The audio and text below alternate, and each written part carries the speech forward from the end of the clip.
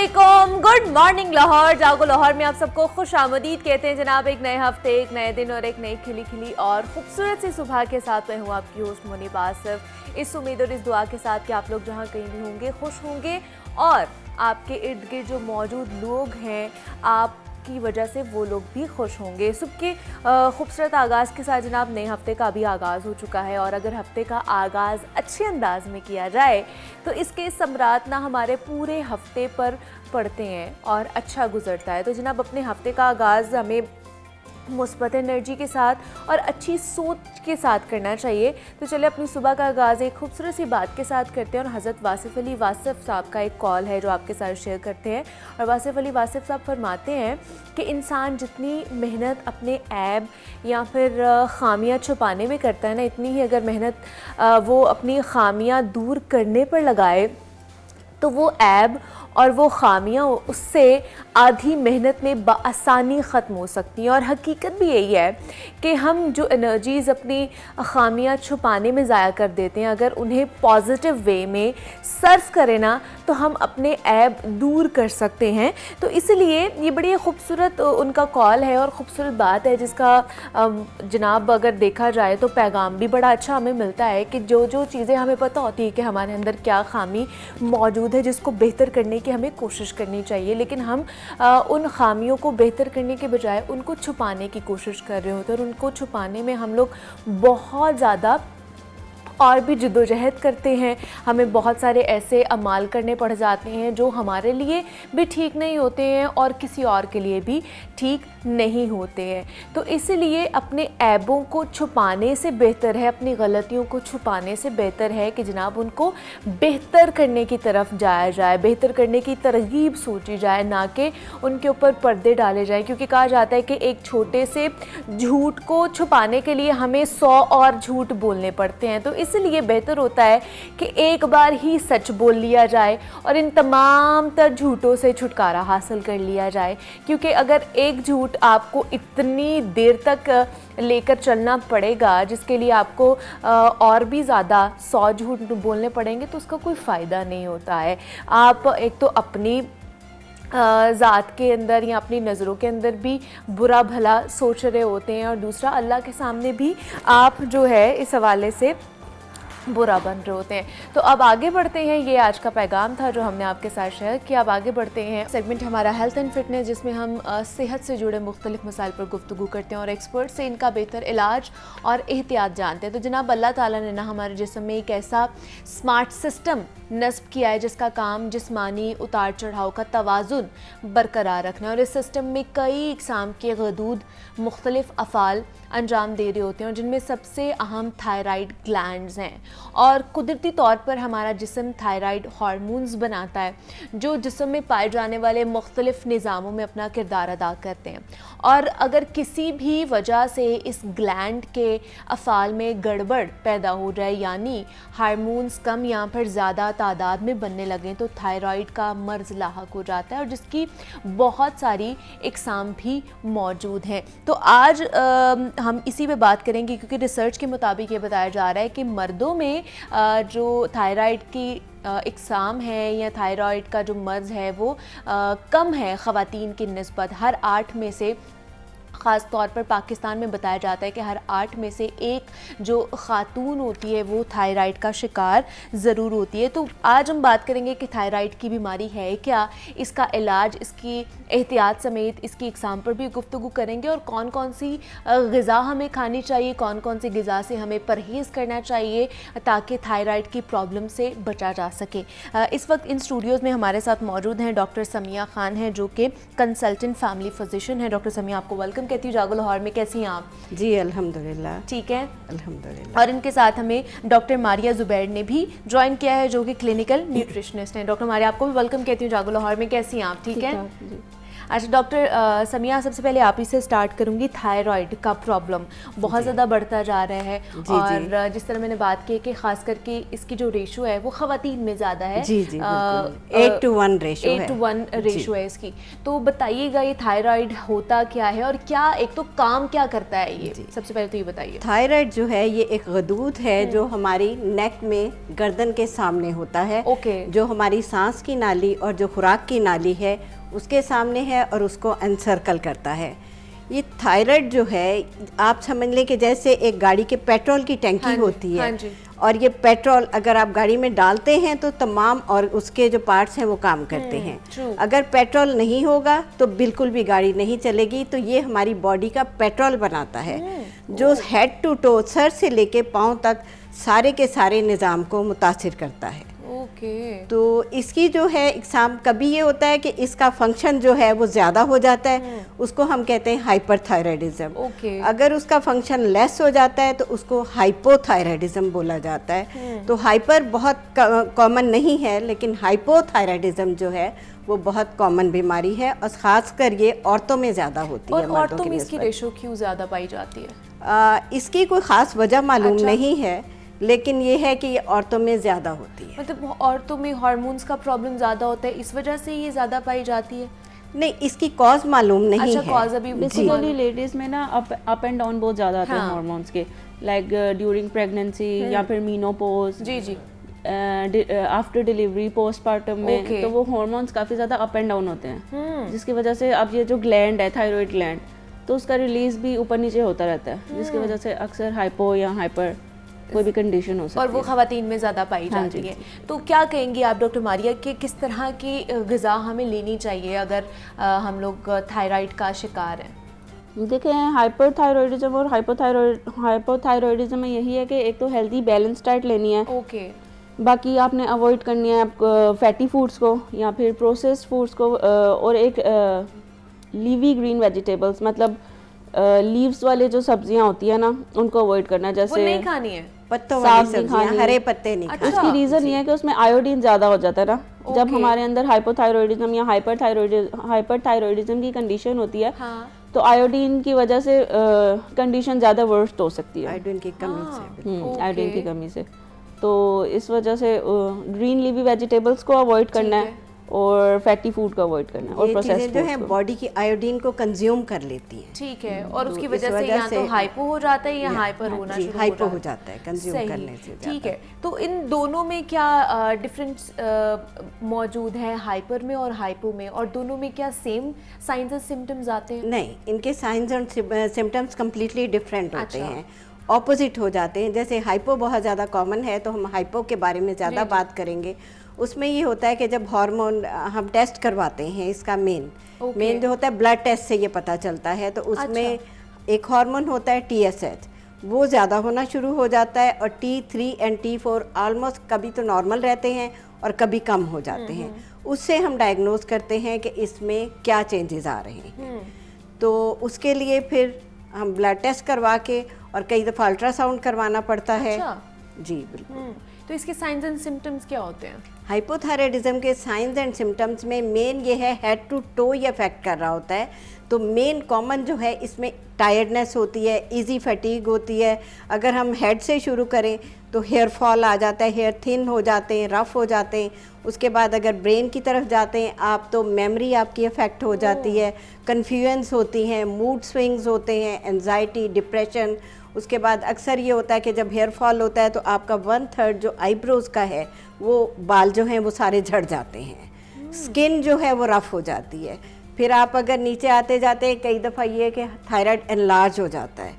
उसको हम गोइटर बोलते हैं। वो फिर गर्दन जी बिल्कुल बहुत बड़ी होना शुरू हो जाती है। बिल्कुल। ये पाकिस्तान में बलूचिस्तान के एरिया में क्योंकि पानी में आयोडीन की कमी है तो उसकी वजह से ज़्यादातर लोगों को उस एरिया में जो है वो गोइटर हो जाता है, जिसे उर्दू में हम गिल्लड़ बोलते हैं। हाँ जी बिल्कुल सही। उसके बाद अगर आप और नीचे आते हैं तो आपका हार्ट का फंक्शन हो जाता है, वो अफेक्ट होता है। इससे हार्ट रेट स्लो हो जाता है, ब्लड प्रेशर हाई हो जाता है, कोलेस्ट्रॉल ज़्यादा हो जाती है आर्टरीज़ में।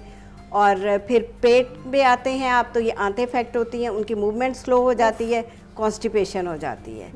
फिर मसल वीकनेस होती है, मसल क्रैम्प्स हो जाते हैं, यानी आपके पट्टे कमज़ोर हो जाते हैं, थोड़ा सा काम करने से आप थक जाते हैं, चलना मुश्किल हो जाता है, सीढ़ियाँ नहीं चढ़ी जाती, इसमें खून की कमी हो जाती है। तो ये सारे इफ़ेक्ट जो हैं ये हाइपोथायराइडिज्म इंडिकेट करते हैं। मतलब आपके पूरे जितने भी बॉडी के सिस्टम हैं वो पूरे इसके अंडर हैं। जी बिल्कुल। सिर्फ एक के आपको थायराइड का प्रॉब्लम होना शुरू हो जाता है। अच्छा डॉक्टर मारिया, ये तो हमने बताया कि कौन कौन सी चीज़ों से परहेज़ करना है, कौन कौन सी चीज़ें खा सकते हैं जिनकी वजह से जो है हमारा जो थायराइड है वो बेहतर रह सकता है।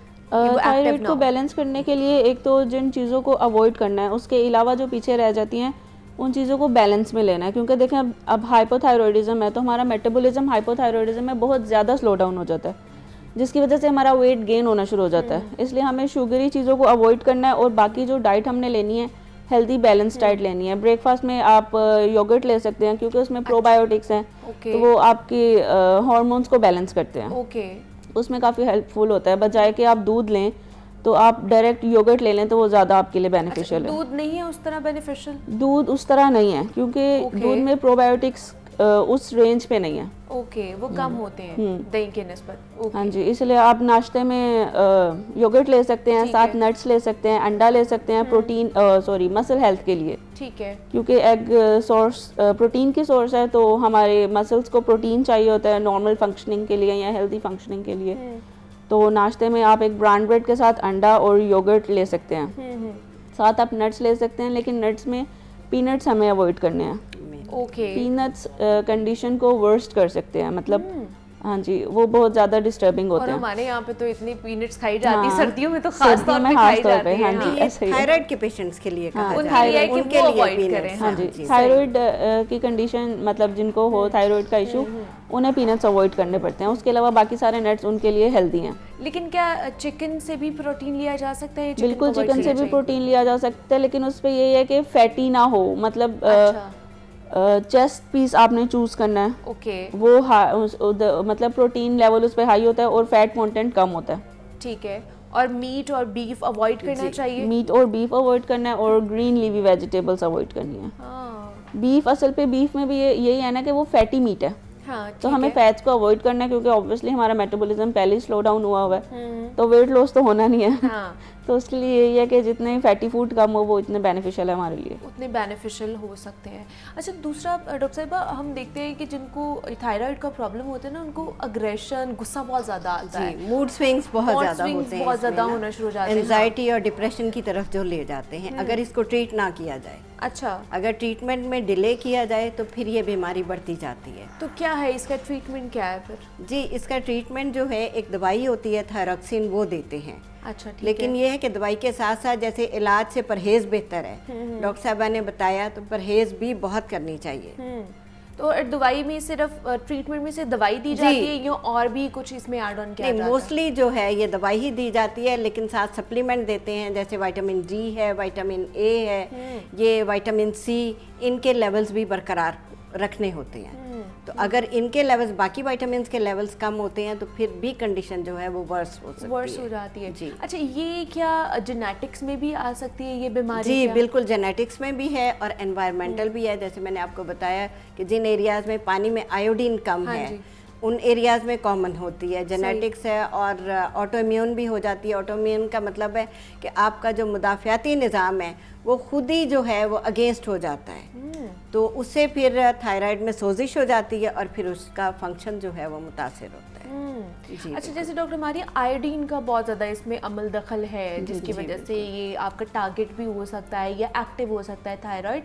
तो आयोडीन में हमारे घर नमक भी जो है वो भी यूज़ किया जाता है, तो उसके हवाले से फिर क्या करें, क्योंकि हर चीज़ में तो नमक जाता है। फिर इसीलिए कहा जाता है ना कि नमक को या तो कम क्वांटिटी में यूज़ किया जाए या फिर देख के अच्छा सॉल्ट लिया जाए। आयोडाइज सॉल्ट, मेनली जो है आयोडाइज सॉल्ट जो है वो यूज़ किया जाए। जी, उसके लिए आयोडाइज सॉल्ट यूज़ होता है, तो उस पे आयोडीन की क्वांटिटी, पिंक नमक होता है, पिंक नमक होता है, लेकिन आयोडाइज जो है उसके ऊपर लिखा गया होता है। अच्छा, आयोडाइज सॉल्ट डिफरेंट है और पिंक सॉल्ट डिफरेंट है, लेकिन पिंक सॉल्ट में आयोडीन मतलब कम मिकदार में पाया जाता है, वो भी बेनिफिशियल है। हाँ जी बिल्कुल, वो बेहतर है। ठीक है, वो बेहतर है। लेकिन हमारे यहाँ पे आपको पता है एक रवाज भी है कि टेबल पे ही हमारी ये पड़ी हुई होती है, नमक वाली पड़ी हुई होती हैं, और जहाँ हमें लगा है कि नमक सालन में कम है तो हम ऊपर से उसके टेस्ट में, वैसे पिंक सॉल्ट के टेस्ट में इतना ज़्यादा डिफरेंस नहीं होता। लेकिन क्या इस वजह से भी ये प्रॉब्लम हो सकती है जो एक्स्ट्रा हम लोग अंदर ऐड ऑन करते हैं? ये भी एक रीज़न है, और इसका सोल्यूशन यही है कि घर में जैसे आपके किचन में सॉल्ट पड़ा है उसकी जगह आप पिंक सॉल्ट भी यूज़ कर सकते हैं।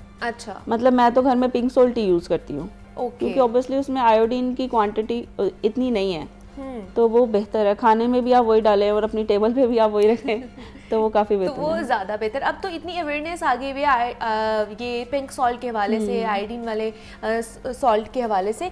दूसरा, जिस तरह आजकल मौसम हमारा हुआ है, गर्मी बहुत ज़्यादा आपको पता है कि आगे भी होगी लाहौर में, तो उसमें क्या क्या चीज़ें हम खा सकते हैं? फ्रूट्स में कौन कौन सी चीज़ें खा सकते हैं, या जो थायराइड के पेशेंट है वो खा सकते हैं? जी, थायराइड के पेशेंट बेसिकली हर फ्रूट ले सकते हैं, लेकिन उन्हें आगे जैसे मौसम आ रहा है तो हाइपोथायरॉयडिज्म की कंडीशन में हमें मैंगोज अवॉइड करने हैं।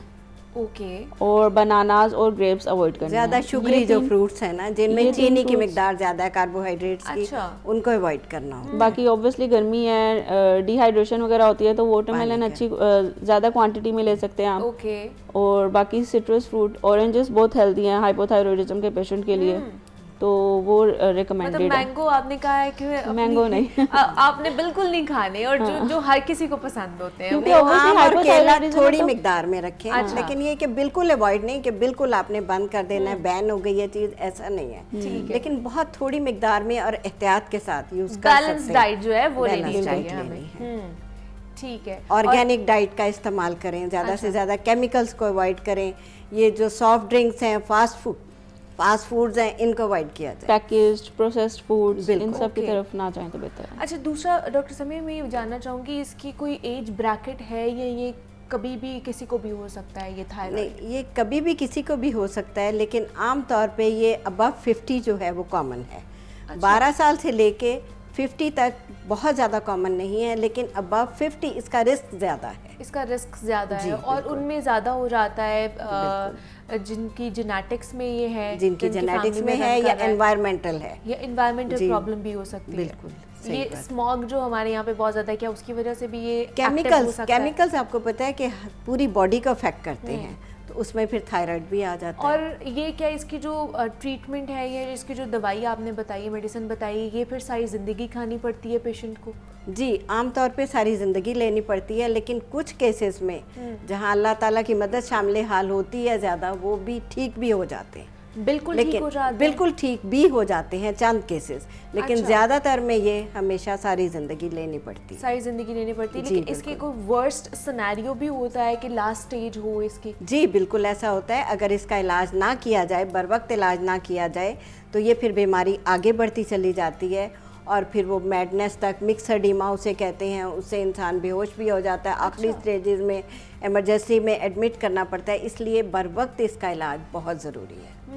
मतलब ये इतनी ज़्यादा वर्स्ट कंडीशन में भी बिल्कुल हो सकती है। बिल्कुल कन्फ्यूजन हो जाती है, उसमें बिल्कुल आपका टेम्परेचर डाउन हो जाता है, और उससे इंसान फेंट हो जाता है। जी, और इसकी वजह से और भी बीमारियां लग सकती हैं? जी, तकरीबन देखिए, सारे निज़ाम को, ये पेट्रोल है बॉडी का, जब ये पूरे आपके बॉडी निज़ाम को कंट्रोल कर रहा है, तो इससे बेशुमार बीमारियां जो हैं, अगर इसको इलाज ना किया जाए तो बेशुमार बीमारियां जो हैं वो पैदा हो जाती हैं। जी। अच्छा, दूसरा डॉक्टर मारिया, मशरूबात या जो ये बेवरेजेस का इस्तेमाल करते हैं हम लोग ज़्यादा, इनमें से किन का इस्तेमाल करना चाहिए, किन का नहीं इस्तेमाल करना चाहिए? बेसिकली थायराइड की पेशेंट की बात हो रही है, तो उन्हें ज़्यादा कंसंट्रेट करना है फ्रूट्स में। ओके। इसीलिए फ्रूट जूसेस यूज़ किए जा सकते हैं, लेकिन उस पर भी शुगर कम क्वांटिटी में डाली जाए, या फिर अवॉइड की जाए तो बेहतर है। शुगर की जगह हम शक्कर ले सकते हैं, क्योंकि वो ऑब्वियसली इतनी ज़्यादा प्रोसेस्ड नहीं होती, वाइट नहीं होती, तो वो हमारे लिए इतनी नुकसानदेह नहीं है। तो हम फ्रूट जूसेस ले सकते हैं, या शेक्स ले सकते हैं। अच्छा, वो हमारे लिए बेनिफिशियल है ड्रिंक्स में। वो बेनिफिशियल है, फ्रूट जूसेस या शेक्स ले सकते हैं, लेकिन ज़्यादातर कहा ये जाता है कि होल फ्रूट खाएं, वो ज़्यादा ब्लेंड्स ले लें। अगर ब्लेंडर में डाल के बजाय जूस के अगर आप उनको ब्लेंड बना लेते हैं, तो वो ज़्यादा इफेक्टिव है, क्योंकि फाइबर उसमें मौजूद रहता है। सही, ठीक है जी। अच्छा, जाते जाते क्या आप जो लास्ट मैसेज क्या देना चाहेंगे डॉक्टर समिया? जी, मेरा मेन जो है ये कि शुगर अवॉइड करें, क्योंकि आजकल जो न्यू रिसर्च है, ख़ासकर बच्चों में, वो कहते हैं कि शुगर का इफेक्ट ब्रेन पे वही होता है जो हेरोइन का है। एडिक्शन है, तो उससे हाइपर हो जाते हैं बच्चे, उनकी सारी एक्टिविटी जो है मुतासिर होती है और इसी तरह से बड़ों में भी उसका इफेक्ट है। तो कोशिश करें कि शुगरी फ्रूट्स जो हैं, शुगरी चीज़ें जो हैं, हाँ जी, बेकरीज हैं, यही सॉफ्ट ड्रिंक्स हैं, जूसेस हैं, ये अवॉइड किए जाएं। उसकी जगह देसी चीज़ें, ऑर्गेनिक चीज़ें खाई जाएं। डॉक्टर मारिया, आप क्या लास्ट कमेंट करना चाहेंगे? बिल्कुल ऐसा ही है कि ऑब्वियसली हमें फैटी फूड और शुगरी फूड्स का अवॉइड करना है, क्योंकि ऑब्वियसली हाइपोथायरॉयडिज्म है तो मेटाबॉलिज्म बहुत बुरी तरह इफेक्ट हुआ है, तो वेट लॉस होना नहीं है। उसके लिए यही है कि हम फैटी फूड्स को और शुगर को अवॉइड करें। ठीक है, फैटी फूड्स को और बेसिकली डाइट में अपने सैलेड ऐड करने की कोशिश, सैलेड और रायता ऐड करने की कोशिश करें, ये चीज़ें हमारे लिए बहुत बेनिफिशियल है। ठीक है जी। हाइपर थायराइड के या जिनको भी थायराइड का प्रॉब्लम है, हाइपो है या हाइपर है, उनके हवाले से आज हमने बात की कि थायराइड होता क्या है और किस तरह इसकी तशखीस की जाती है और इसका इलाज क्या है और किस तरह की ग़िज़ा हमें लेनी चाहिए। डॉक्टर मारिया ज़ुबैर हमारे साथ मौजूद थी, क्लिनिकल न्यूट्रिशनिस्ट हैं, और डॉक्टर समिया खान हमारे साथ मौजूद थी, जो कि कंसल्टेंट फैमिली फिजिशियन है। डॉक्टर मारिया, आपका भी बेहद शुक्रिया, डॉक्टर समिया आपका भी बेहद शुक्रिया। और ये थी जनाब आपकी सेहत के हवाले से गुफ्तगू कि किस तरह आपने अपनी सेहत का ख्याल रखना है। आगे बढ़ते हैं, कुछ योगा के हवाले से ही बात कर लेते हैं कि योगा के थ्रू आप किस तरह अपने आप को तरोताज़ा और फ्रेश रख सकते हैं। तो योगी नईम साहब हमारे साथ मौजूद हैं इस सेगमेंट में, उनकी तरफ चलते हैं और आज की योगा की टिप्स उनसे लेते हैं। जी योगी साहब, बताइएगा। अस्सलाम वालेकुम व्यूअर्स, आज हम बात करेंगे कि कोलेस्ट्रॉल को कैसे कंट्रोल किया जा सकता है योगा के ज़रिए से। योगा हमारी क्या मावनत कर सकता है? वैसे तो जो है वो कोलेस्ट्रॉल जब भी बढ़ता है तो बहुत सारी मेडिसिन लेनी पड़ती है, और मेडिसिन जब ले लेते हैं तो फिर दोबारा जो है वो अगर मेडिसिन को ना कंटिन्यू किया जाए तो ये मसला सारी ज़िंदगी का बन जाता है। और कोलेस्ट्रॉल जब बढ़ता है तो फिर आपको हार्ट की तरफ भी इशू आना शुरू हो जाता है, आपका ब्लड जो है बहुत गाढ़ा हो जाता है, ब्लड में थिकनेस जो इतनी होती है कि आपकी जिस्म में दर्दें रहना शुरू हो जाती हैं, थकावट रहना शुरू हो जाती है, आप सारा दिन सुस्ती का शिकार रहते हैं, और बहुत सारे मसाइल जो हैं वो बनते ही इस वजह से कि कोलेस्ट्रॉल बढ़ जाता है। तो कोलेस्ट्रॉल क्या चीज़ है? आपके खून के अंदर फ़ैट का बढ़ जाना। अब उस फ़ैट को कैसे कंट्रोल किया जा सकता है? योगा के ज़रिए से। योगा इसमें बहुत आसानी से जो है वो आपको चीज़ें बताता है जो आप घर बैठे भी कर सकते हैं, और बहुत आसानी से आप पार्क में किसी में चले जाएं, अगर आपको फ्रेश ऑक्सीजन मिल जाए तो और अच्छा है। अगर आप किसी पार्क में जाते हैं तो आपको क्वालिटी ऑफ ऑक्सीजन और क्वांटिटी ऑफ ऑक्सीजन दोनों मुहैया होते हैं। बंद कमरों में, घरों में, बिल्डिंग्स में हमें जो है दोनों चीज़ें बिल्कुल मैसर नहीं होती, ना क्वालिटी ऑफ ऑक्सीजन होती है ना क्वांटिटी ऑफ ऑक्सीजन होती है। तो इसके लिए ज़रूर अगर आप पार्क में आ जाएँ तो ब्रीदिंग करें, तो उससे जो है वो आपको ज़्यादा फ़ायदा होगा। योगा ये कहता है कि जब भी आपके जिस्म में कोई ज़्यादती हो जाए, कोई चीज़ बढ़ जाए, आपके जिस्म में आप फ़ैट बढ़ चुकी है, आपके ब्लड में फ़ैट बढ़ चुकी है, तो इसके लिए आपको एक ब्रीदिंग योगा बताता है जिसका नाम है शैताली प्राण। शैताली प्राण क्या करती है कि आपको प्योरीफिकेशन की तरफ लेके जाती है, आपकी जिस्म के अंदर से क्लिनजिंग करती है, सफाई करती है। वो प्राण जो है करने का तरीका ये है कि अपनी ज़ुबान को बाहर निकाल के एक गोल पाइप की तरह बना लीजिए। अगर पाइप नहीं बनता तो हम इसकी भी टेक्निक बताते हैं। आप ज़ुबान के ज़रिए से सांस इनहेल करेंगे और नाक के ज़रिए से खारिज करेंगे।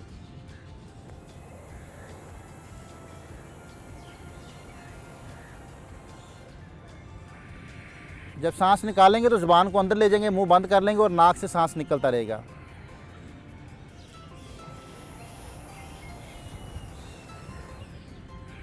कम से कम 5 मिनट इसको रोज़ करें, कम से कम 5 मिनट।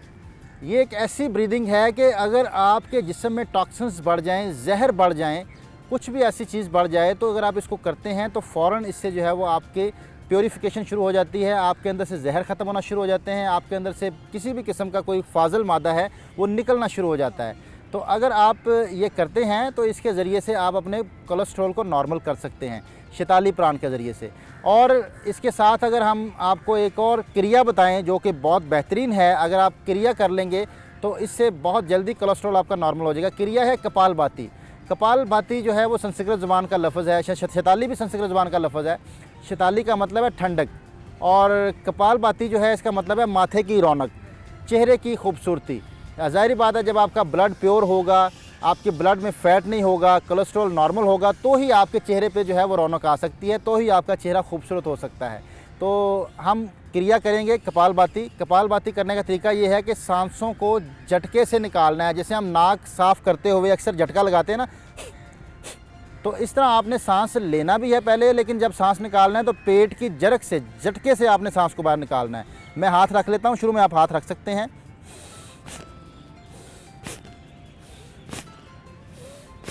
सांस निकालते हुए झटका लगाना है। तो वैसे तो ये टेक्निक है कि आप हाथ हटा लें, पेट के जरक से सांस निकलना चाहिए।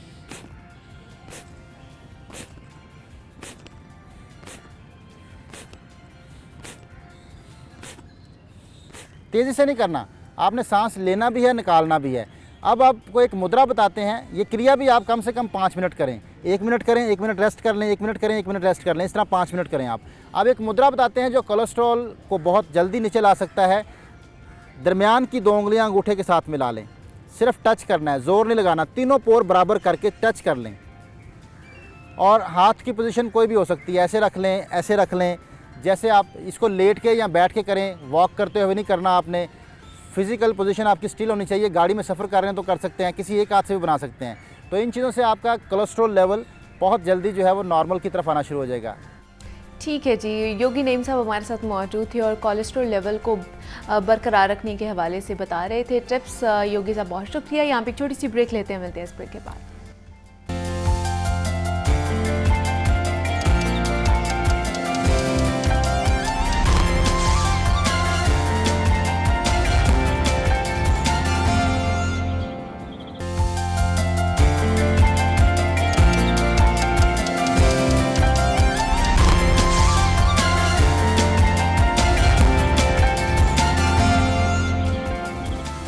Welcome back. और जनाब, मुल्की सियासी और मौशी बहरान के सम्राट वैसे तो पिछले कई महीनों से सामने आ रहे हैं, जिसका डायरेक्ट बोझ सिर्फ और सिर्फ आवाम पर पड़ता है। और इसमें चाहे पेट्रोल हो, गैस या फिर डीजल हो, या फिर रोज़ाना इस्तेमाल की अशिया हो, मुल्क की मईशत के संभलने का नाम ही नहीं ले रही है और डॉलर तारीख की बुलंद तरीन सतह पर पहुंच चुका है। और ताज़ा तरीन सूरत हाल के हवाले से अगर बात की जाए तो माली साल 2022-23 के दौरान पाकिस्तान की बुनियादी शरह पैदावार कम तरीन सतह पर और 0.29% पर बरकरार रहने का इम्कान है, जबकि इसके मुकाबले में गुज़श्ता माली साल के दौरान नजर सानी शुदा शरह पैदावार 6.1% थी।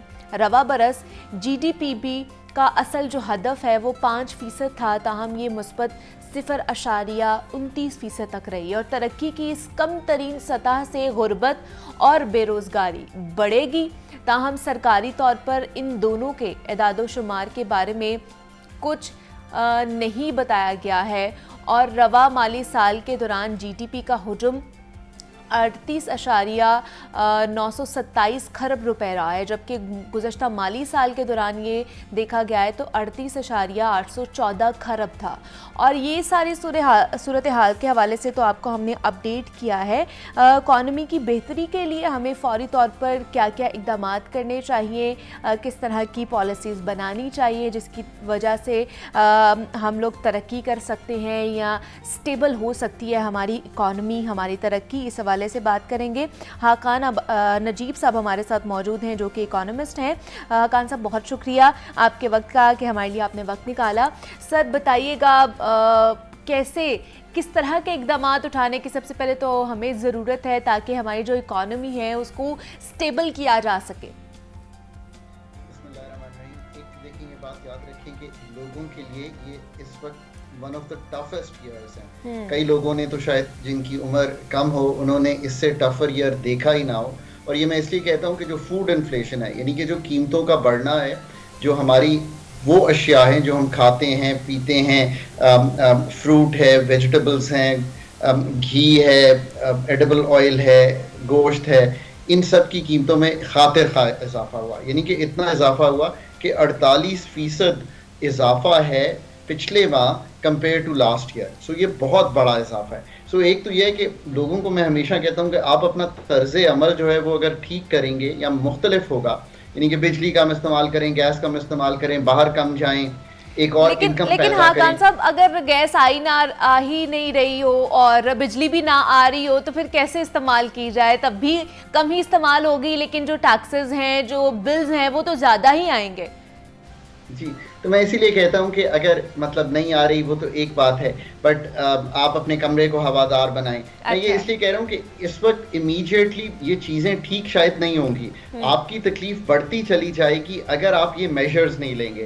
तो मैं तो हर घर को कहता हूँ, चाहे वो एक कमरे का हो या वो 20 कमरों का हो, कि आप बैठ कर ये तय करें अपने घर में कि हम किस तरह सब मिलकर अपनी इखराजात को कम कर सकते हैं। मसलन अगर आप 2 बार जाते हैं शॉपिंग करने हफ्ते में, तो 1 बार जाएं तो आपका पेट्रोल बचेगा।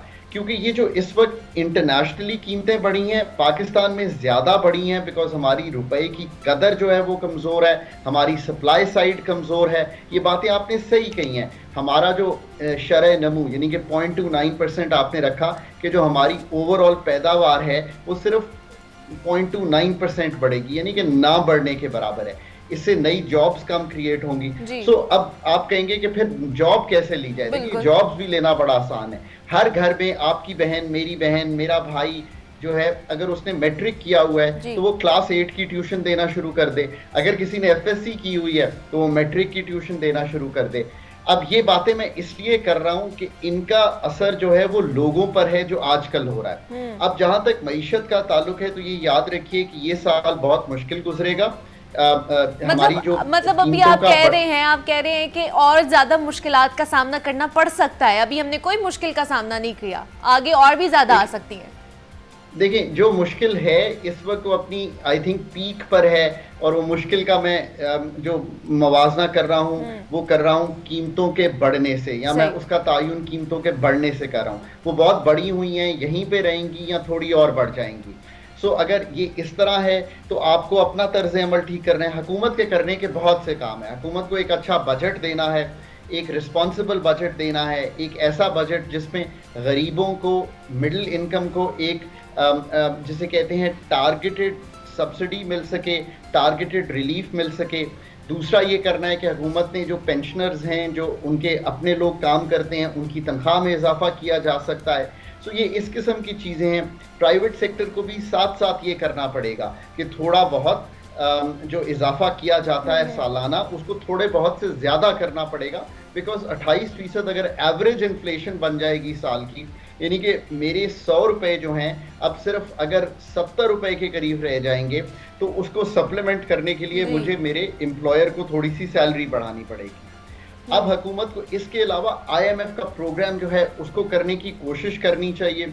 ये जो IMF का डिले आया है, इसने मुल्क को हर्ट किया है।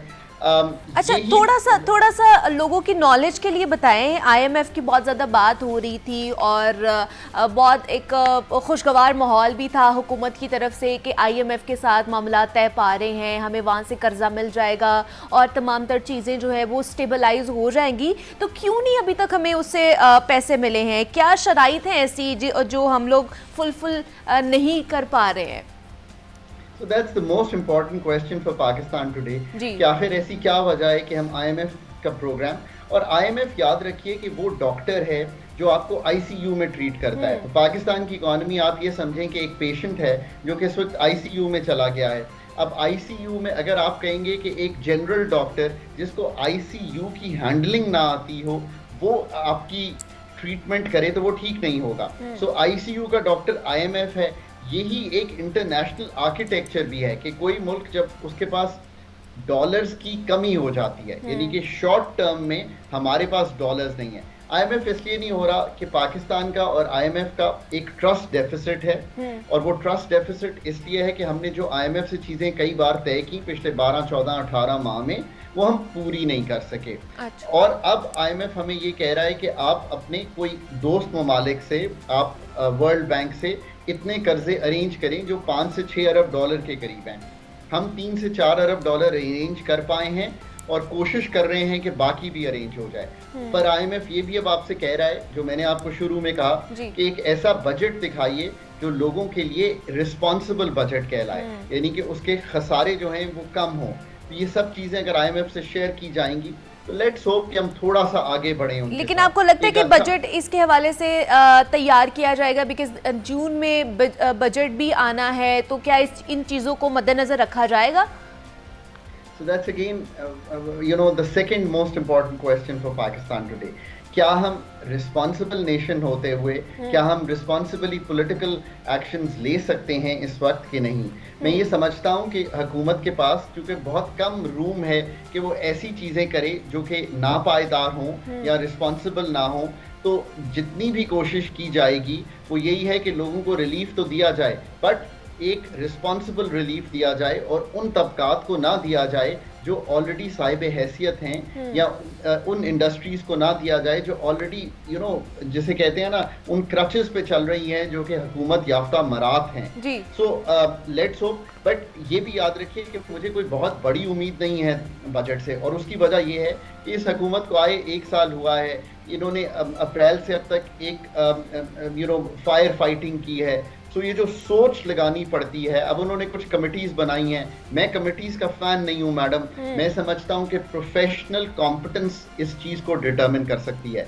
हमेशा याद रखिए कि पाकिस्तान का कलीदी मसला, अगर आप लोगों ने पाकिस्तान को हल करना है तो आज आपको ये तय करना पड़ेगा कि कल का दिन जिस तरह यौम तकबीर था और आपने एक डिटरेंस कायम की जो दुनिया में 7 ममालिक के पास है, आप 7वें ममालिक थे, उसको कायम करने के लिए आपने दुनिया के बेस्ट पाकिस्तानी साइंटिस्ट जमा किए और उनको फिर इजाज़त दी कि वो खुलकर काम कर सकें और पाकिस्तान को एक न्यूक्लियर डिटरेंट पावर बना सकें। अल्हम्दुलिल्लाह अगर आप यही काम अपनी इकोनॉमी के साथ करें, आप पाकिस्तान के बेस्ट इकोनॉमिस्ट, और इसका मेरा मतलब कतई तौर पे वो इकोनॉमिस्ट नहीं है जो कहीं मल्टीलैटरल्स में या वहाँ से एडवाइस लें और हम कहें IMF का प्रोग्राम, वर्ल्ड बैंक का प्रोजेक्ट, ADB का प्रोजेक्ट। मेरा मतलब है होम ग्रोन प्रोग्राम। आपका न्यूक्लियर डिटरेंट होम ग्रोन था, आपका प्लान था, आपके साइंटिस्ट ने किया, आपकी हुकूमतों ने सपोर्ट किया। यही कीजिए अपनी इकोनॉमी के साथ। 5 साल बाद मुझे इंटरव्यू कीजिएगा, पाकिस्तान एक डिफरेंट जगह खड़ा होगा। तो एक और बड़ा इम्पॉर्टेंट क्वेश्चन है हाकान साहब, जो हर कोई जानना चाहता है, बिकॉज IMF की इतनी ज़्यादा बात हो रही है कि हर किसी को थोड़ी बहुत नोहा हो गई है कि IMF है क्या, क्या करता है। तो छोटे से छोटा बच्चा और जवान से जवान जो है ना वो यही चाहते हैं कि हमें पता चले कि क्या हम IMF के बगैर भी तरक्की कर सकते हैं, कि अगर हमें उनका कर्जा नहीं मिलता इन फ्यूचर तो क्या हम अपने बलबूते पर तरक्की कर सकते हैं, आगे बढ़ सकते हैं? क्या इस तरह की कोई इम्कान रखना चाहिए हमें, या उम्मीद कर सकते हैं? ये तीसरा पाकिस्तान का सबसे इम्पोर्टेंट सवाल है इस वक्त। और इसके साथ साथ ऑन अ लाइटर नोट ये बात आपकी दुरुस्त है कि IMF जो है वो एक हाउस होल्ड नेम बन गया है। जैसे कि हम कहते नहीं कि टीवी हम रखते हैं सैमसंग का, तो उसी तरह हम कहते हैं अब IMF का क्या हो रहा है। So that is very true. देखिए IMF का शॉर्ट रन में तो आप ये कर सकते हैं कि हमारा वो दोस्त जिसको हम हमेशा कहते हैं कि हमारी दोस्ती पहाड़ों से भी ऊंची है और समुद्रों की डेप्थ से भी ज़्यादा है, चाइना, उसने हमें $2 अरब दिए हैं और ये एक गवर्नमेंट टू गवर्नमेंट निगोशिएशन हुई। पाकिस्तान गवर्नमेंट को भी हमें एक पैट ऑन द बैक देना चाहिए कि वो उनसे निगोशिएट कर पाए। और चाइनीज़ तो मैंने बहुत अरसा सर्व किया है पाकिस्तान गवर्नमेंट के साथ। आप यकीन करें कि जब भी उनसे मदद मांगने गए हैं it has been forthcoming. So हमेशा याद रखिए कि वो आपका देरीना दोस्त ही नहीं है, वो आपका वो दोस्त है जो मुश्किल में काम आता है। इसके साथ साथ हो सकता है कि आपको सऊदी अरेबिया और UAE से कुछ मदद मिल जाए। सो आप ये वक्त जो है मांगे तांगे से गुजार लेंगे 2 महीने 3 महीने, पर IMF के बगैर आप अगले 2 या 3 साल नहीं गुजार पाएंगे। इसलिए कि अगले साल आपको 30 से 35 अरब डॉलर चाहिए। कितने? 30 to 35 बिलियन डॉलर आपके पास पड़े हुए हैं। 4 अरब डॉलर। सो अगर 4 अरब डॉलर मेरे पास हो और 30-35 अरब डॉलर मुझे इकट्ठे करने हो, ये IMF जो इंटरनेशनल आर्किटेक्चर का डॉक्टर है, जो ये पैसे इकट्ठे करने में आपको अगर स्टैंप ऑफ अप्रूवल दे देता है तो मदद मिल सकती है। IMF को साथ रखेंगे तो शायद तकलीफ कम होगी, नहीं होगी तो अगर कोई खुदा न खास्ता और क्रंच आया डॉलर का, यानी कि डॉलर की कमी हुई, तो ये तकलीफ जो है वो लोगों पर श्रीलंका की तरह बढ़ जाएगी। सो लेट्स होप कि अगर जून तक नहीं तो आने वाली हुकूमत अगस्त सितंबर में जब केयर टेकर्स आएँ या उसके बाद एक हम हुकूमत फॉर्म करें, वो IMF को अपने साथ रखे। पर IMF तभी किया जा सकता है जब आप न्यूक्लियर डिटरेंस की तरह एक कॉम्पिटेंट टीम बिल्ड करेंगे एग्जीक्यूटिव में। नहीं करेंगे तो IMF भी नहीं कर पाएंगे, और आप मुझे 5 साल बाद भी इंटरव्यू करेंगे तो मैं आपको यही गुफ्तगू करूंगा। लेकिन आपने जैसे श्रीलंका की बात की है खान साहब, श्रीलंका भी डिफ़ॉल्ट होने के दहाने पे था, लेकिन अब वो हमसे भी ऊपर है, हमारी जो इकॉनमी है उससे नीचे आ रही है, इन्फ्लेशन रेट जो है वो बहुत ज़्यादा बढ़ता जा रहा है, तो वो जो डिफ़ॉल्ट करने वाला था वो स्टेबलाइज हो गया और हम उसे काफ़ी नीचे आ चुके हैं। So ma'am, that's another thing to remember. Let's say कि खुदा न खास्ता कोई मुल्क डिफॉल्ट करता है, और मैं हमेशा कहता हूँ कि ऐसा नहीं करना चाहिए ममालिक को, क्योंकि उससे लोगों को बहुत तकलीफ होती है, पेट्रोल की लाइन में खड़ा होना पड़ता है, आप बच्चों का दूध जो है वो दस्तयाब नहीं होता, तो ये नहीं करना चाहिए। श्रीलंका एक छोटा मुल्क था, तो उसने अगर डिफॉल्ट किया भी तो वो एक राइड आउट हो गया, पर डिफॉल्ट करने के बाद वो कहाँ गया? मैं इसीलिए कहता हूँ कि IMF पहले आपके साथ है, उसको पकड़ के रखिए। वो IMF के पास ही गया, यानी कि जो डिफॉल्ट हुआ श्रीलंका में, उसके बाद IMF के पास गया, IMF ने उसकी डेट रीस्ट्रक्चरिंग करवाई, यानी कि डेट रीस्ट्रक्चरिंग से मतलब है जो कर्जा उसके पास था उसको संभालने के लिए इक़दामात कराए। और आप हैरान होंगी कि जब IMF नहीं था तो जो उनका रुपया था, एक श्रीलंकन रुपया है, वो डॉलर की इवज जो था वो तकरीबन 360 रुपए के करीब था। आज जब मैं आपसे बात कर रहा हूँ और मैं जब चार्ट देखता हूँ अपना, तो वो 297 रुपए यानी कि 297 हो गया। यानी कि आप जैसे कह रही थी कि इतना स्ट्रेंथन हो गया। मैं आज भी कहता हूँ पाकिस्तान का रुपया जहाँ पे खड़ा है वो बहुत प्रेशर में आ गया है, मार्केट बेस्ड एक्सचेंज रेट में सप्लाई साइड कमजोरी है, वो प्रेशर में आ गया है, और सब अपना स्टोर वैल्यू बना रहे हैं। अगर IMF का प्रोग्राम हो जाता, हम नॉर्मल IMF के प्रोग्राम में चल रहे होते, तो ऐसी चीज़ ना होती और पाकिस्तान का जो रुपया है उसमें इतनी वीकनेस शायद ना आती, पाकिस्तान की इन्फ्लेशन जो इम्पोर्टेड है वो इतनी ना बढ़ती। सो लेट्स होप कि हम श्रीलंका से ही ये लेसन सीख लें कि डिफ़ॉल्ट करके भी IMF के पास ही जाते हैं ममालिक। पाकिस्तान लकी है, एक IMF का प्रोग्राम ऑन गोइंग है। Put your best team together. मैं आज भी कहता हूँ, बार बार कहता हूँ, आप एक कॉम्पिटेंट टीम सेटअप कीजिए, आप IMF का प्रोग्राम कर लेंगे। इस वक्त आपकी जो टीम का स्ट्रेंथनिंग है वो इस प्रोग्राम को करा सकती है, और मेरी पॉलिटिकल साइड की मतलब नहीं है, मेरा मतलब है टेक्निकल साइड की टीम जो है वो इसको करा सकती है पाकिस्तान के लिए। लेकिन मुझे ये बताइए, एक आम आदमी का वो कहता है कि हमें नहीं पता IMF के साथ क्या होगा, वो हमें पैसे देगा या नहीं देगा, हमें बस चाहिए कि हमें जो रोज़मर्रा की चीज़ें हैं वो दस्तयाब हों, वो सस्ती दस्तयाब हों, पेट्रोल हमें सस्ता मिले, आटा हमें सस्ता मिले, हम अगर बाहर जाएं सब्जियां हमें सस्ती मिले। तो इस हवाले से किस तरह की पॉलिसीज़ बना सकते हैं, एक आम आदमी को किस तरह रिलीफ दे सकते हैं? तो देखिए मैम, इसके लिए तो पाकिस्तान को जो भी करना है वो खुद करना है। मतलब ये ज़रूर हो सकता है कि आप थोड़ी देर के लिए पैसे मांग कर अपना घर चला लें, पर इन दी एंड आपका घर तब चलेगा जब आप अपनी कमाने की सलाहियत को बढ़ाएंगे। लेकिन वो कैसे बढ़ाएंगे? LCs तो बंद हुई हुई हैं, हमारी इंडस्ट्रीज पाकिस्तान में बंद होती जा रही, जितनी भी मैन्युफैक्चरिंग इंडस्ट्रीज हैं। तो ये भी आप दुरुस्त कह रही हैं। इसके लिए तो हल in the short run IMF है, पर IMF तो मैं ये कह रहा हूँ ना कि आप चंद सालों के लिए कीजिए, पर फिर यकीन रखिए कि असल चीज़ तब जाकर ठीक होगी जब पाकिस्तान के लोग ये डिटर्मिन कर लेंगे कि हमने अपनी काबिलियत, अपनी सलाहियत बढ़ानी है। सबसे पहले तो ये है कि जो नुकसानात कर रहे हैं उनको कम कीजिए। तो आप अपना बजट जो है उसके जो खसारे हैं उनको कम कीजिए। आप अपनी जो 212 ये जो स्टेट ओन्ड एंटरप्राइजेस है, PIA के पिछले साल का नुकसान है मैडम 90 अरब रुपए का, 90 अरब रुपए का। अब इसका IMF से तो कोई ताल्लुक नहीं है, इसका तो मेरे और आपसे ताल्लुक है। मैं और आप ओनर हैं PIA के, बिकॉज हुकूमत स्टेट ओन करती है। क्या हम PIA को नुकसान में चलाते रहना चाहते हैं कि उसको बेच देना चाहते हैं? ये फैसला तो आपने करना है। आपका जो नेबर है एयर इंडिया बेच दी गई, टाटा ग्रुप ने वापस खरीद ली, 425 नए एयरक्राफ्ट्स का ऑर्डर किया है उन्होंने, 425। आपको मालूम है कि PIA के टोटल प्लेन्स कितने हैं? आप हैरान हो जाएंगी अगर मैं आपको बताऊंगा।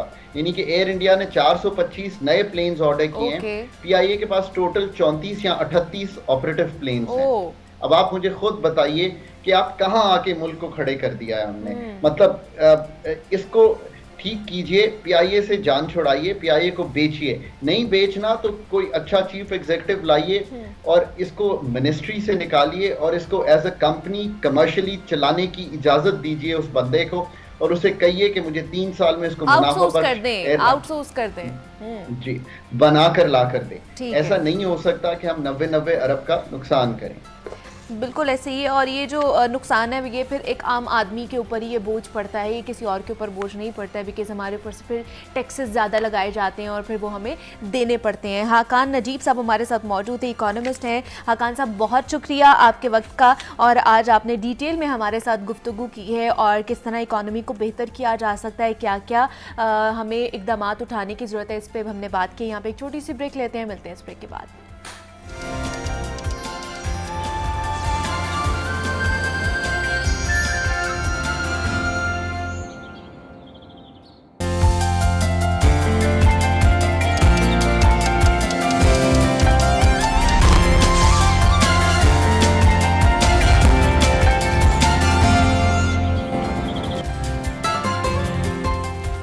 वेलकम बैक टू जागो लाहौर। जनाब, ब्रेक पर जाने से पहले हम मुल्की मईशत के हवाले से बात कर रहे थे, जो संभलने का नाम ही नहीं ले रही है, और डॉलर जो है वो मुल्क की तारीख की बुलंद तरीन सतह पर पहुंच गया है, जिसकी वजह से महंगाई की शरह बहुत ज़्यादा बढ़ती जा रही है, इन्फ्लेशन रेट बढ़ता जा रहा है और हर चीज़ महंगी होती जा रही है। तो आज महंगाई की क्या सूरत हाल है, कौन कौन सी चीज़ें महंगी हुई हैं, इस हवाले से जानते हैं। अब्दुल कादिर हमारे साथ इस वक्त मौजूद हैं, उनकी तरफ चलते हैं और आज महंगाई का अहवाल उनसे जानते हैं। अब्दुल कादिर, बताइएगा क्या सूरत हाल है महंगाई की मार्केट में? महंगाई की शरह में तो दिन ब दिन इजाफा होता जा रहा है, क्योंकि जो अशिया ज़रूरिया या रोजमर्रा इस्तेमाल की अशिया ख़ुरोनोश है, उनकी कीमतों में गैर मामूली तौर पर इजाफा देखने को मिल रहा है। और खुसूसी तौर पर जिन अशिया ज़रूरिया की कीमतें रोजाना की बुनियाद पर तयन की जाती हैं, उनकी कीमतों में रोजाना ही इजाफा देखने को मिल रहा है। मार्केट कमेटी की जानिब से सरकारी नसनामों का इजरा किया जाता है रोजाना सुबह सवेरे, ताकि शहरियों को सब्जियां, फल और पोल्ट्री मसनूआत जो है वो सारा दिन इन्हीं कीमतों के मुताबिक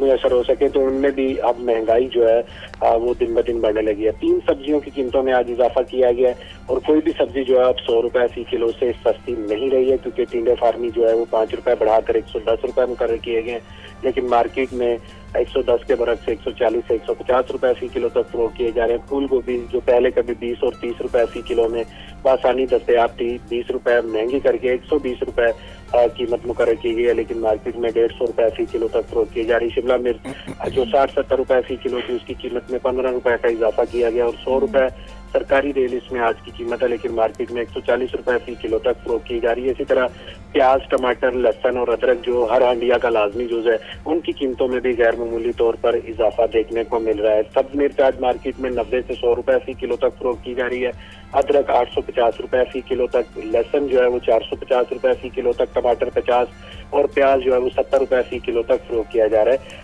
फल जो है वो कभी शहरियों की कुव्वत खरीद में हुआ करते थे, लेकिन अब फल जो है वो मुसलसल महंगे होकर एक आम आदमी की कुव्वत खरीद से बाहर हो चुके हैं। सेब काला कुल्लू 5 रुपए महंगा करके 335 रुपए मुकर्रर किया गया, लेकिन यही सेब मार्केट में 450 से 480 रुपए फी किलो तक फरोख्त किया जा रहा है। 60-70 रुपए में मिलने वाला केला मार्केट में मुसलसल जो है वो महंगा हो रहा है।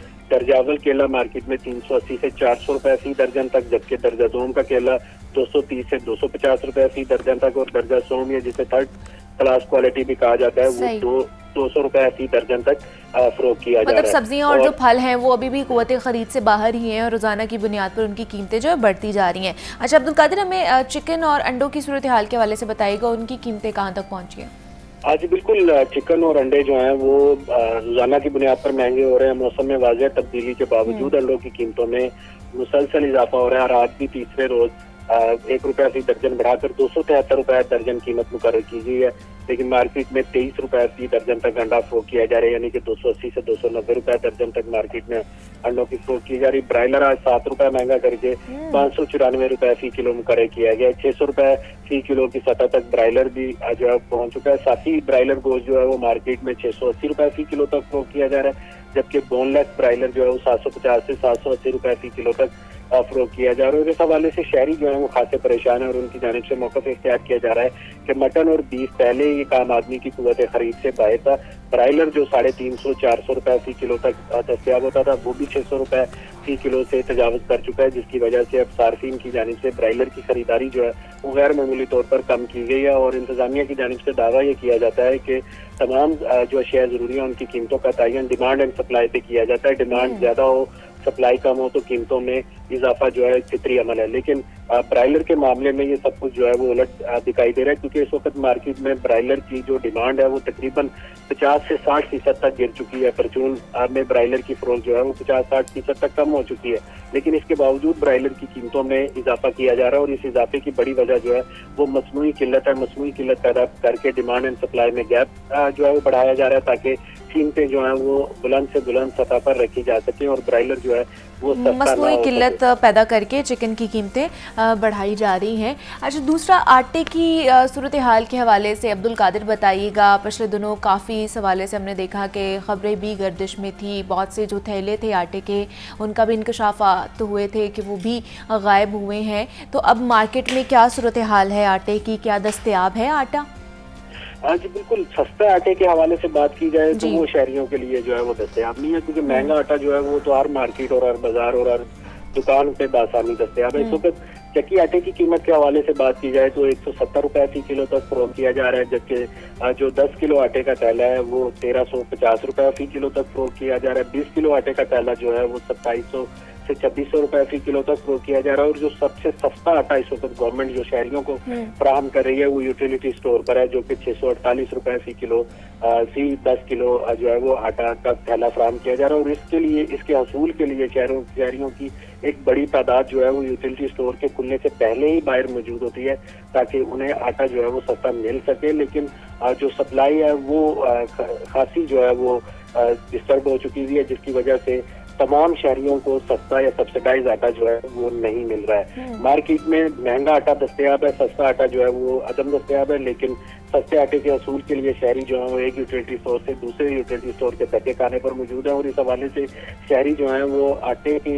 जो सप्लाई और कीमतें हैं उसके हवाले से हुकूमत को जो है वो खासे पहुंचते हुए दिखाई देते हैं कि हुकूमत की जानिब से रमजान मुबारक में मुफ्त आटा फराहम किया गया, लेकिन उसके बाद जो है वो आटे की जो सब्सिडाइज कीमत थी वो खत्म कर दी गई है, जिसकी वजह से मार्केट में महंगा आटा जो है वो हर दुकान पर दस्तयाब है, लेकिन सस्ता आटा कहीं पे भी नहीं दस्तयाब। सस्ता आटा सिर्फ इस वक्त वफाकी हुकूमत के यूटिलिटी स्टोर पर फराहम किया जा रहा है, लेकिन वहाँ पे भी सप्लाई इंतहाई महदूद होने की वजह से तमाम शहरी या तमाम खरीदार जो है वो इस रिलीफ से या इस सब्सिडी से जो है वो मुस्तफीद नहीं हो पा रहे हैं। और इस हवाले से जब utility store corporation of Pakistan के हुकाम से बात की गई कि यूटिलिटी स्टोर पर आटे की सप्लाई में मुसलसल जो है वो कमी देखने को मिल रही है या मुतासर हो रही है, तो उनकी जानिब से मौक़िफ़ इख्तियार किया जा रहा था कि कीमतों में गैर मामूली फ़र्क आ चुका है, क्योंकि ओपन मार्केट में 1300 से 1350 रुपए तक 10 किलो आटे का थैला फरोख्त किया जा रहा है, जबकि यूटिलिटी स्टोर पे 650 रुपए का है, जिसकी वजह से खरीदारों की तादाद दिन ब दिन बढ़ती जा रही है। और हर शहरी की यही कोशिश होती है कि वो बिल्कुल सस्ता आटा खरीदने के लिए यूटिलिटी स्टोर का रुख करे। अच्छा, पिछले कुछ दिनों से घी के वाले से भी खबर आ रही थी कि घी की कीमतों में भी कमी वाक़ई हुई है। कितनी कमी हुई है कीमतों में घी की? बिल्कुल, इस हवाले से जो घी और कुकिंग ऑयल की कीमतों में कमी हुई है वो उस तनासुब से जो है उसमें कमी नहीं देखने को मिल रही जिस तनासुब से इसकी कीमतों में इजाफा किया गया था। तकरीबन 20 से जो है वो 30 रुपए फी किलो तक ब्रांडेड या मुख्तलिफ कंपनियों के जो दर्जा अव्वल के घी हैं वो सस्ते किए गए हैं, लेकिन इसके बावजूद कीमतें जो हैं वो शहरियों की कुव्वत खरीद से बाहर हैं, क्योंकि 570 और 550 रुपए फी किलो तक जो है वो ब्रांडेड या दर्जा अव्वल का घी जो है वो फरोख्त किया जा रहा है। और 580 और 585 में भी कुछ ब्रांड्स के घी जो है फरोख्त किए जा रहे हैं। और इस हवाले से शहरियों का ये कहना है कि जब कीमतों में इजाफा किया गया था तो ये 400-450 रुपए फी किलो में मिलने वाला घी था, जो 650 और 700 रुपए तक भी गया था। लेकिन अब कीमतों में कमी का जब सिलसिला शुरू हुआ है, क्योंकि आलमी मंडी में पाम ऑयल और सोयाबीन ऑयल की कीमतों में गैर मामूली तौर पर कमी हुई है, जिसकी वजह से अब जो है मुकामी सतह पर भी घी की कीमतों में कमी की जा रही है। लेकिन घी की कीमतें जो है वो अपनी असल कीमतें या असल जो दाम है वहाँ तक नहीं पहुँच सके। अब भी जो है वो शहरियों को उम्मीद ये है कि घी की कीमतें मजीद कम होंगी, लेकिन इस हवाले से जो बनास्पति मैन्युफैक्चर एसोसिएशन है उनकी जानिब से मौक़िफ़ इख्तियार किया जा रहा है कि अगर पाम ऑयल और सोयाबीन ऑयल की कीमतों में गैर मामूली तौर पर कमी हुई है, तो उसके साथ साथ डॉलर की कीमतों में गैर मामूली तौर पर इजाफा भी हुआ है, जिसकी वजह से जो आलमी मंडी में गिरती हुई कीमतों का रिलीफ है वो मुकामी सतह पर उस तरह नहीं पहुंच पा रहा है। ठीक है जी, ये जो बुनियादी अशिया हैं जो रोज़मर्रा की बुनियाद पर यूज़ होती हैं घरों में, उस हवाले से हम बात कर रहे थे। अब्दुल कादिर हमारे साथ मौजूद थे, नुमाइंदा लाहौर न्यूज़। चिकन, आटा, घी, सब्जियां, फ्रूट्स, उनके हवाले से बताया है कि किन की कीमतें ज़्यादा हुई हैं। किसी भी चीज़ की कीमत कम नहीं हुई है, सिर्फ ज़्यादा ही हुई हैं। अब्दुल कादिर हमारे साथ मौजूद है। अब्दुल कादिर, आपका बेहद शुक्रिया। अब आगे बढ़ते हैं, कुछ किताबों के हवाले से बात कर लेते हैं। और जनाब, इस सेगमेंट में प्रोफेसर अहमद हमाद साहब शायर हैं, मुसन्निफ़ हैं, हमारे साथ मौजूद होते हैं और किसी बड़ी ही खूबसूरत किताब के साथ हमारा तारुफ़ करवाते हैं। तो उन्हीं की तरफ चलते हैं और आज कौन सी किताब से वो हमारा तारुफ़ करवा रहे हैं उन्हीं से जानते हैं। जी अहमद साहब, बताइएगा। शुक्रिया मुनीबा। मैंने तातार के फूल को तोड़ने की कोशिश की मगर नाकाम रहा। उसका तना कांटों से भरा हुआ था और अगरचे मैंने अपने हाथ पर रुमाल लपेट रखा था, लेकिन कांटे फिर भी मेरे हाथ में चुभ गए थे। कांटों के हिसार में घिरा हुआ ये सुर्ख फूल इतना मजबूत था कि मुझे उसे तोड़ने के लिए एक एक कांटे को अलग करने में पूरे 5 मिनट लग गए। बिलाखिर जब मैंने फूल तोड़ लिया तो उसका तना फट चुका था, रेशे अलग-अलग कटे हुए दिखाई देने लगे और अब तातार का वो पौधा इतना ताज़ा और ख़ूबसूरत नज़र नहीं आ रहा था जितना कि फूल तोड़ने से पहले था। यही नहीं, तातार का वो फूल अपनी खुरदरी और सख्त शक्ल सूरत के साथ गुलदस्ते के दूसरे नर्म व नाजुक फूलों में सज भी नहीं रहा था। यकायक मुझे खुद से निदामत महसूस होने लगी। अपनी हमाकत पर मैंने खुद ही माजरत चाही कि मैंने बिला वजह एक ऐसे फूल को तोड़कर ज़ाया कर दिया जो अपनी ही जगह अच्छा लगता था। उसके बाद दुखी दिल के साथ तातार के फूल को खाई में करीब ही फेंक दिया था। ये जो खूबसूरत किताब है या मैंने आपको जो इक़्तिबास सुनाया है, ये लियो टॉल्स्टॉय का एक नावल है, हाजी मुराद। और टॉल्स्टॉय आप जानते हैं कि कितने अजीम रशियन लिखारी हैं, नावल निगार हैं। ये उनका आखिरी नावल है और ये एक मुख्तसर नावल है। और ये जो आपको शुरू में इक़्तिबास सुनाया है, उस इक़्तिबास को हम अगर कनेक्ट करें नावल के बिल्कुल आखिरी लाइनों से, तो ये वो उस आदमी की मौत थी जिसने मुझे हल चले हुए खेतों में कुचले और मसले हुए तातार की याद दिला दी थी। तो ये सारा जो नावल है दरअसल शुरू में एक गुलाब नहीं है, सुर्ख फूल है, उसकी एक अलामत से शुरू करते हैं। और उसके बाद ये जो हाजी मुराद है, ये अब कौन है?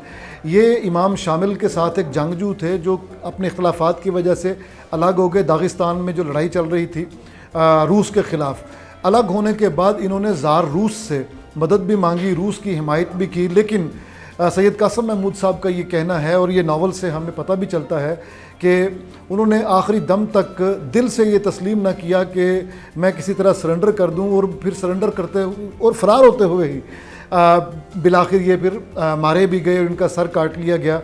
इसका जो तर्जुमा किया है मुज़फ़्फ़र मोहम्मद अली ने, और इन्होंने जंग पब्लिशर्स के लिए बहुत सारे तर्जुमे किए हैं और ख़ुद बड़े अच्छे अफसाना निगार थे। इतना अच्छा तर्जुमा है, हकीकतन इस पे गुमान होता है कि ये टॉल्स्टॉय ने लिखा ही इसी ज़ुबान में है। तो टॉल्स्टॉय की जुज़ियात निगारी इतनी आलीशान के सुभान अल्लाह। लेकिन इसके आखिर पे ये आज रमज़ान शरीफ के हवाले से इसको क्यों मुंतखब किया? क्योंकि ये एक मुसलमान जंगजू की दास्तान है और इसका नाम हाजी मुराद है। इमाम शामिल वहाँ नक्शबंदी सिलसिले के बहुत बड़े बुज़ुर्ग हैं, दागिस्तान में इनका बड़ा असर रसूख है। और आपने रसूल हमज़ा तूफ़ की किताब इसी हवाले से मेरा दागिस्तान भी पढ़ी होगी। तो इस नावल में ज़ार रूस का मजाक भी उड़ाया गया है और जो किरदार निगारी है, जुज़ियात निगारी है, वो इंतहाई शानदार है। जंग और अमन, वॉर एंड पीस, ये कहते हैं दुनिया का सबसे बड़ा जो नावल निगार है वो लियो टॉल्स्टॉय ही था। लेकिन इस नावल में मुझे ये लगा कि जैसे वेस्ट के लोग बाज़-औक़ात ये कहते हैं कि ठीक है आप कहते होंगे नावल निगार, लेकिन हमारे स्टैंडर्ड्स के मुताबिक ये नहीं है। तो फिर उसका जवाब ये दिया जाता है कि जैसे रूस ने हर चीज़ को पलट के रख दिया, इनकलाब आ गया, इसी तरह हम क्यों वही पैटर्न फॉलो करें जो यूरोप में नावल का था, हम अपने अंदाज से लिखेंगे। तो वॉर एंड पीस उस अंदाज से लिखा गया, यानी वो एक रैशनल देते हैं। तो ज़ाहिर है वो इनकलाब रूस से पहले के हैं। ये टॉल्स्टॉय भी, ये नावल भी उससे पहले का है। इसमें जो सुर्ख गुलाब है, इसकी एक आप फ्यूचरिस्टिक होकर देखा जाए तो इंटरप्रिटेशन वही इनकलाब रूस की भी बनती है, लेकिन दूसरी असल में जो इंटरप्रिटेशन है वो यही है कि ये अलामत दरअसल हाजी मुराद की है। तो इसका जो इख्तिताम है वो ऐसे लगता है कि जैसे बहुत जल्दी में क्रैश लैंडिंग की गई है। तो लगता है मुझे कि शायद चूँकि ये पोस्ट्यूमसली शाया हुआ था तो लगता है कि किसी और ने शायद इसको मुकम्मल किया हो, क्योंकि ये आखिर पे थोड़ा सा हिस्सा ऐसे ही है कि ये टॉल्स्टॉय की अपनी तहरीर नहीं है और मंतकी तौर पे इसका इख्तिताम नहीं हुआ बल्कि क्रैश लैंड कर गया है। और जनाब प्रोफेसर अहमद हमाद साहब हमारे साथ मौजूद थे और आज भी उन्होंने बहुत ही एक खूबसूरत जनाब किताब से हमारा और आपका तारुफ़ कराया है जिसका नाम है हाजी मुराद। और हाजी मुराद कौन है? ये एक जंगजू थे जिन्होंने रूसी सल्तनत के ख़िलाफ़ जितनी भी जंगें हुई थी उसमें एक अहम किरदार था उनका। और ये रशियन लिखारी हैं जिनका ये आखिरी नावल था जिसके हवाले से उन्होंने बड़ी डिटेल में सैर हासिल गुफ्तगू की है और हमें बताया है कि इस नावल में आपको क्या क्या चीज़ें मिल सकती हैं। हाजी मुराद के हवाले से इसमें किस तरह लिखा गया है, उनका करैक्टर जो है वो बताया गया है। तो अहमद हमाद साहब हमारे साथ मौजूद थे। अहमद साहब आपका बेहद शुक्रिया। अब आगे बढ़ते हैं।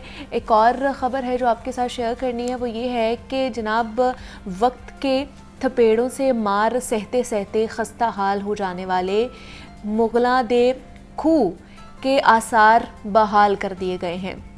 अंदरून शहर लाहौर में वाक़ ये कुआं 1857 में मफाद आमा के लिए खोदा गया था और कुएं को कमरों में ठंडक के लिए भी इस्तेमाल किया जाता था। मज़ीद सुहेल कैसर की इस रिपोर्ट में जानते हैं। एक रोज़ मुंशी निज़ामुद्दीन को ख्याल आया कि उनके मोहल्ले कूचा दर्जिया में लोगों को पीने के पानी की कमी का सामना रहता है। इस सोच का आना था कि उन्होंने अपनी रहायशगाह के बैरूनी हिस्से में एक कुआं खुदवा दिया। छोटी ईंट से तामीर किए गए इस कुएं से पानी तो हासिल किया ही जाता था, साथ ही इसकी ठंडक से कमरों को भी ठंडा रखने का इंतजाम किया गया था। आज इस कुएं की तामीर को 166 बरस बीत चुके हैं। ये हमारा बाइक घर नहीं है, ये हमने इसको खरीदा था हम लोगों ने इसको खरीदा था 1992 में।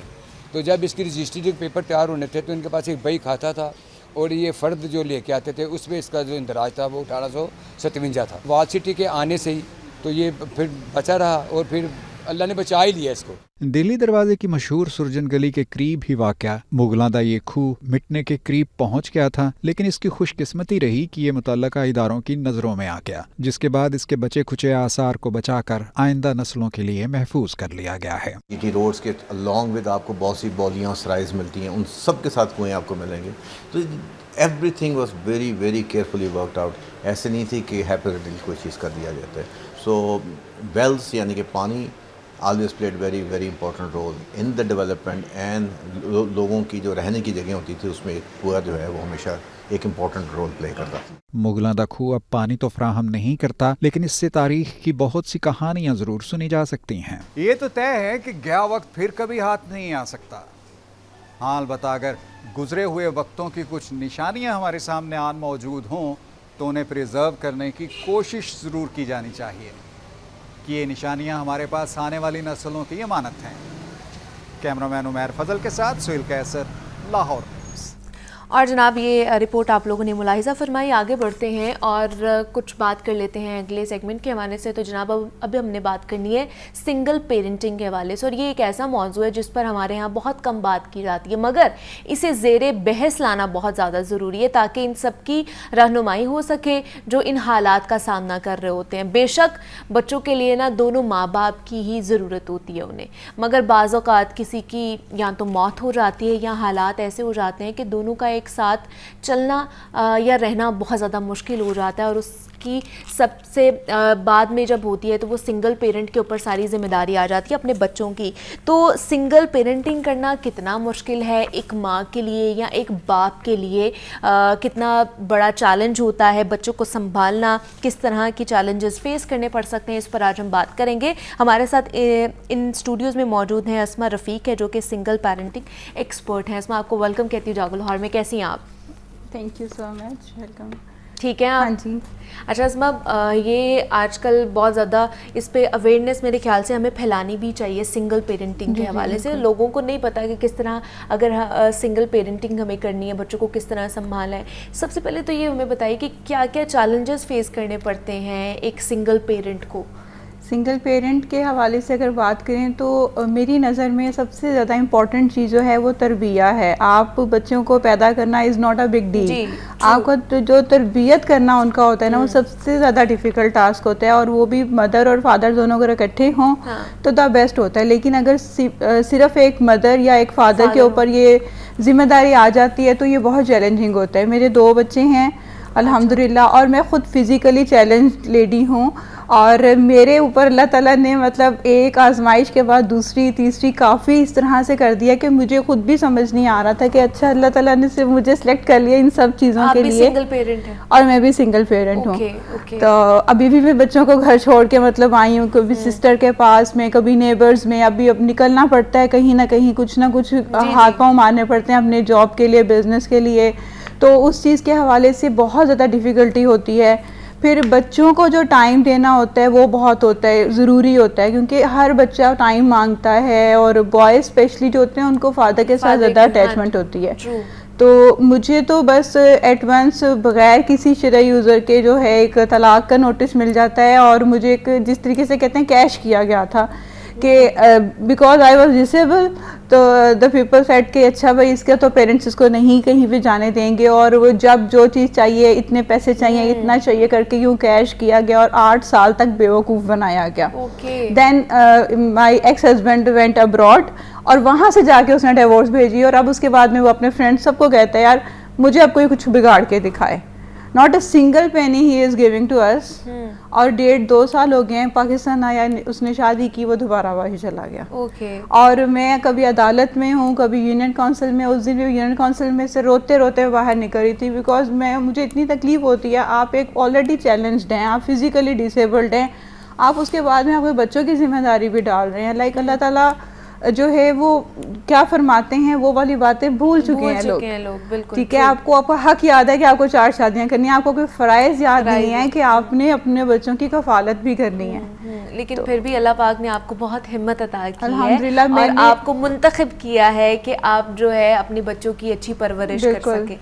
मैं इस हवाले से जो पहले तो मैं अब जॉब्स वगैरह करती थी बिफोर मैरिज ना, लेकिन उसके बाद में मैंने अब सिर्फ अपने बच्चों के लिए मैं मतलब घर से काम करती हूँ। प्योर ओ हब के नाम पे मेरा बिजनेस है हेयर ऑयल का, तो मैं वो चलाती हूँ और वो घर में ही मैं उसका सारा सेटअप रखा हुआ है, और अल्हम्दुलिल्लाह उसकी वजह से भी कुछ ना कुछ अल्लाह ताला दे रहे हैं। और मेरे बच्चों के लिए मैं बड़ी आइडियल मदर हूँ कि हमारी अम्मा इतनी मेहनत करती हैं, हमारी अम्मा को ये भी आता है ये भी आता है, मतलब एक अच्छा लगता है और मुझे भी अच्छा लगता है। इस टाइम भी मैं उनको बोले बेटा आपने परेशान नहीं होना, मैं बस अभी आ रही हूँ, बस अभी आ रही हूँ। लेकिन किस तरह मतलब बच्चे जो होते हैं उनके लिए तो दोनों पेरेंट्स ही एक बराबर होते हैं और उन्हें चाहिए होता है बाप का साया भी चाहिए होता है और माँ की शफकत भी चाहिए होती है। साइकोलॉजिकली किस तरह चैलेंजिंग होता है आपके लिए भी, एक सिंगल पेरेंट के लिए भी और बच्चों के लिए भी? साइकोलॉजिकली जो है ना, मुझे काफ़ी उनको ना स्टोरी सुना के समझाना पड़ता है एक बात को। मेरा थोड़ा इस रिलीजियस माइंड भी होता है, फिर मैं उस हवाले से उनको स्टेप बाय स्टेप समझाती हूँ। देखिए हम जन्नत में भी इकट्ठे होंगे, अब मैं नमाज़ पढ़ने लगी हूँ, अगर मेरे से किसी ने जन्नत में आना है तो नमाज़ पढ़ ले, और फ़ौरन भी वज़ू करके भागे आते हैं कि वो मामा के साथ हमने जाना है। इस तरीके से शॉर्ट स्टेप्स लेके, लेकिन मेरे लिए डिफ़िकल्ट होता है जब वो बाकी बच्चों को देख के कहते हैं कि हमें भी मैकडॉनल्ड्स चाहिए, हमें KFC चाहिए। ये मेरे लिए डिफ़िकल्ट होता है क्योंकि I can't afford, I know I can't afford. और फिर मैं उनको घर में कभी फूड पॉइंट ये वो कर लिया तो वो आगे से बोलेंगे मामा लेके नहीं जाती आप हमें, लेकिन और मेरे लिए खुद ये मुश्किल होता है। इवन यहाँ पे आते वक्त भी 4 steps और it was very challenging for me and the other person hold me and I get up like this is not fair with me, I think so. But अल्लाह ताला ने मुझे सिलेक्ट किया इस चीज़ के लिए, मे भी अल्लाह ताला को पता हो कि मैं कर सकती हूँ, तो इसीलिए मेरे लिए अल्लाह ताला ने ये सब कुछ रखा है। बिल्कुल ऐसे ही है। और आप जैसी जो ख़वातीन होती हैं जो इतनी हिम्मत करके और इतने मुश्किल हालात से गुजर के फिर भी अपने बच्चों के लिए जी रही हैं, अपने लिए जी रही हैं और कुछ करके दिखाने का हौसला आपके अंदर है। और आप जैसे जो एग्जाम्पल है ना, वो मेरे ख्याल से पूरी सोसाइटी में होनी चाहिए। और आपको देखकर जितनी भी और ख़वातीन हैं जो आपको देख रही हैं, मैं यही कहूँगी कि आपसे हिम्मत पकड़ें और आगे बढ़ने की कोशिश करनी चाहिए। अस्मा बहुत शुक्रिया आपके वक्त का कि आप यहाँ पर आई और अल्लाह पाक पाक अपना बहुत ज़्यादा करम आपके ऊपर रखे और आप इसी तरह आगे बढ़ती रहें, अपने बच्चों की अच्छी तरबियत करें, अच्छी कफ़ालत करें। जनाब, सिंगल पेरेंटिंग के हवाले से हम बात कर रहे थे कि किस तरह के चैलेंजेस फेस करने पड़ते हैं एक माँ को अपने बच्चों को संभालने के लिए, उनकी तरबियत करने के लिए, और सोसाइटी में किस तरह आप आगे बढ़ सकते हैं। जब आपके अंदर हिम्मत हो और अल्लाह पाक आपको हिम्मत दे देता है तो फिर आप कुछ भी कर सकते हैं।